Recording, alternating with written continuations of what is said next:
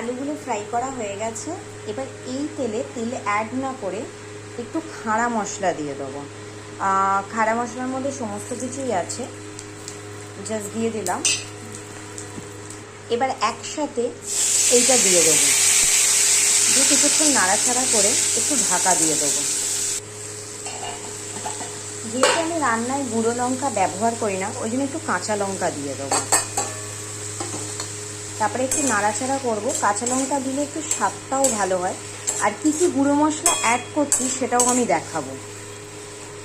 আমাদের একটা খুব ভুল ধারণা, অনেকখানি তেল দিলে খুব ভালো রান্না হয়, বাট এইটুকুনি তেলেই আমি দেখিয়ে দিচ্ছি কিভাবে কি রান্না করতে হবে। একটু হলুদ অ্যাড করছি, জিরে পাউডার, ধনে, একটু কাশ্মীরি মির্চ লঙ্কা দিয়ে দিচ্ছি।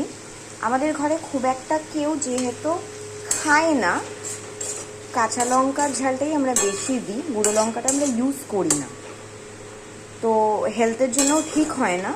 তো এরপরে আমি একটু অ্যাড করব গরম মশলা, যেটাকে আমি বাড়িতে বানাই। একটু গরম মশলা দিয়ে দিলাম, বাড়িতে বানানো।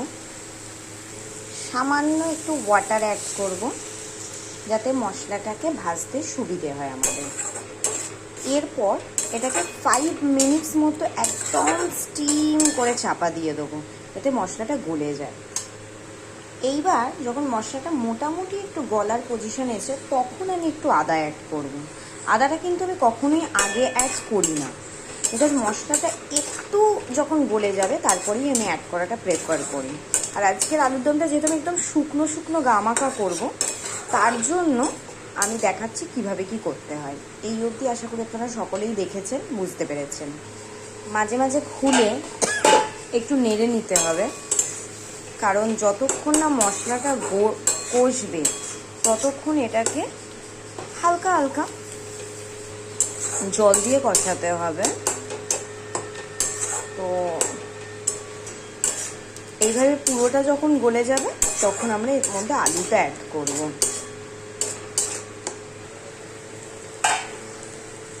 এইবার আরেকটু নেড়ে দেবো। দেখতেই পাচ্ছেন মশলাটা কিন্তু মোটামুটি গলে গেছে, আর একটু করে সাইড দিয়ে দেখুন তেল ছাড়তে লেগেছে। কিন্তু আমি এক্ষুনি এখানে আলুটা অ্যাড করব না, আমি আর একটুখানি টাইম নেব। এইবার মোটামুটি মশলাটাও শুকিয়ে এসছে। এবার আমরা এতে আলুটা অ্যাড করে দেবো। ভালো করে নাড়াচাড়া করে মিশিয়ে নেব। একদম খেতে কিন্তু রাস্তার যে স্ট্রিট ফুড আলুর দমগুলো হয়, যে স্টলগুলো, স্ট্রিট স্টলগুলোতে যে আলুর দম হয়, একদম খেতে ওরকম লাগবে, কিন্তু হেলদি অ্যান্ড টেস্টি, মানে খুবই সুন্দর। এইভাবে একবার করে দেখবে। আচ্ছা, এটাকে এবার নাড়াচাড়া আমাদের করতে হবে বেশ কিছুক্ষণ। আমি একটু জল অ্যাড করব, এটাকে নেড়ে নেবো, নেড়ে একটু ঢাকা দিয়ে রাখবো, কারণ মশলাগুলো যাতে একটু ভেতরে ঢুকে যায়। আর প্রত্যেকটা আলুতে আমি একটু গোঁতা মেরে নিয়েছি, কারণ একটু খুন্তি দিয়ে যদি আপনি খোঁচা না মারেন তাহলে পুরো নুন মশলাটা ঢোকে না। তাহলে আলু ভেঙে ফেলতে হবে না, আলুটা গোটাই থাকবে, শুধু একটু খুন্তি দিয়ে খোঁচা মেরে নিলেই হবে। ঠিক 2 মিনিট বাদে যখন ঢাকাটা আমি খুলবো, দেখো সাইড দিয়ে তেল ছাড়তে লেগেছে। আবার এটাকে একটুখানি নাড়াচাড়া দেব, দিয়ে আবার এটাকে ঢাকা দেব। এইভাবে কিন্তু মোটামুটি 5-7 মিনিট এইভাবেই ঢাকার চাপার খেলাটা আমাদের করতে হবে, নইলে ঠিক আলুটার ভেতরে কিন্তু মশলা ঢুকবে না।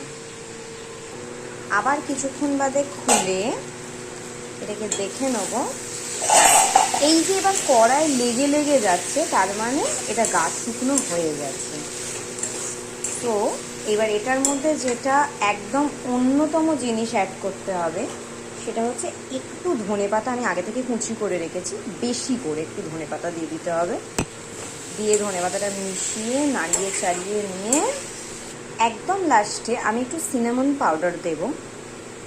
এটা অবশ্য বাই চয়েস, মানে আমি খুব দারুচিনির পাউডার খেতে ভালোবাসি, যেটা আমাদের শরীরের পক্ষেও ভালো, খাওয়া উচিত, আবার অনেকে খায় অনেকে খায় না। আমি একটু স্বাদটাকে বাড়ানোর জন্য এটা একটু অ্যাড করলাম, তো এটাতে একটু বেশি ভালো লাগে, মানে আমার মনে হয়। আমি আগেই বললাম এটা বাই চয়েস। আমাদের আলুর দম হয়ে গেছে, এবার পরিবেশন করব। আমাদের আলুর দম রেডি, কষা কষা ঝাল ঝাল। সো এইভাবে আলুর দম করো, লুচির সাথে রুটির সাথে যার সাথে তোমরা মনে করো এটাকে পরিবেশন করতে পারো। ট্রাস্ট মি, প্রচণ্ড ইয়াম্মি খেতে হয়।